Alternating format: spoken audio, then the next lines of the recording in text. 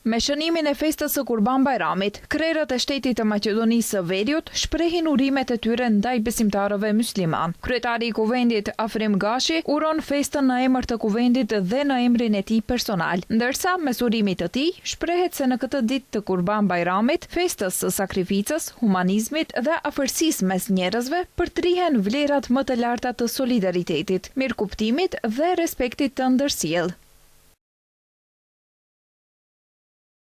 Kjo feste e shenjtë na rikujton rëndësinë e kujdesit për njëri tjetrin, të ndarjes së mirësisë me familjen, fëmijët edhe të gjithë ata që kanë nevojë për mbështetje dhe ngrohtësi njerëzore. Kurban Bajrami është një thirrje për më shumë unitet, duke forcuar besimin se vetëm së bashku mund të ndërtojmë një të ardhme më të mirë për të gjithë qytetarët. Në emër të Kuvendit dhe në emrin tim personal, ju uroj që kjo festë sjellë begati, shëndet, qetësi shpirtërore dhe lumturi në familjet tuaja. Edhe presidentja Gordana Siljanovska-Davkova u uron qytetarëve festën e Kurban Bajramit, duke shprehur dëshirë për ta kaluar këtë ditë të shenjtë në paqe, gëzim dhe mirëqenie familjare. Ajo thotë se pikërisht në aftësinë për të ruajtur dhe shprehur dashurinë dhe kujdesin për të afërmin, edhe në momente dallimesh dhe sfidash, njihet dhe matet integrimi i shoqërisë.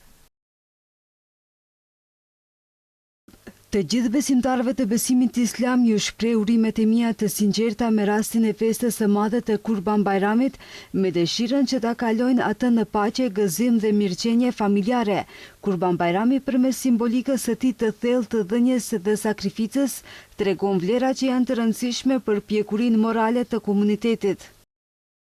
Festën e Kurban Bajramit e uroi edhe kryeministri Hristijan Mickoski, duke ju uruar qytetarëve të besimit islam shëndet të mirë, paqe, qetësi dhe mirëqenie në çdo shtëpi.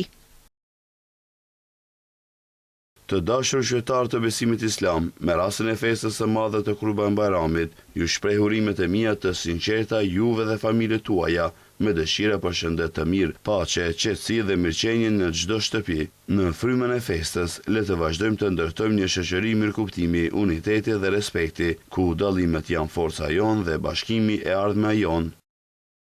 Edhe kryetari i Bashkimit Demokratik për Integrim, Ali Ahmeti, uron festën duke dëshiruar që festat t'i kremtojmë gjithmonë së bashku, me zemër të hapur dhe me suksese të përbashkëta për të ardhmen tonë. Ndërsa urim nuk mungoi as prej kryetarit të partisë opozitare LSDM, Venko Filipçe. Ai u uroi festën të gjithë besimtarëve të fesë islame, nga ku thotë se në frymën e festës le të tregojmë mirëkuptim, respekt dhe më shumë kujdes për njëri tjetrin. Urime të shumta pati edhe nga funksionarë të tjerë, duke ju uruar të gjithë besimtarëve musliman paqe, shëndet, begati dhe mirësi në familjet e tyre.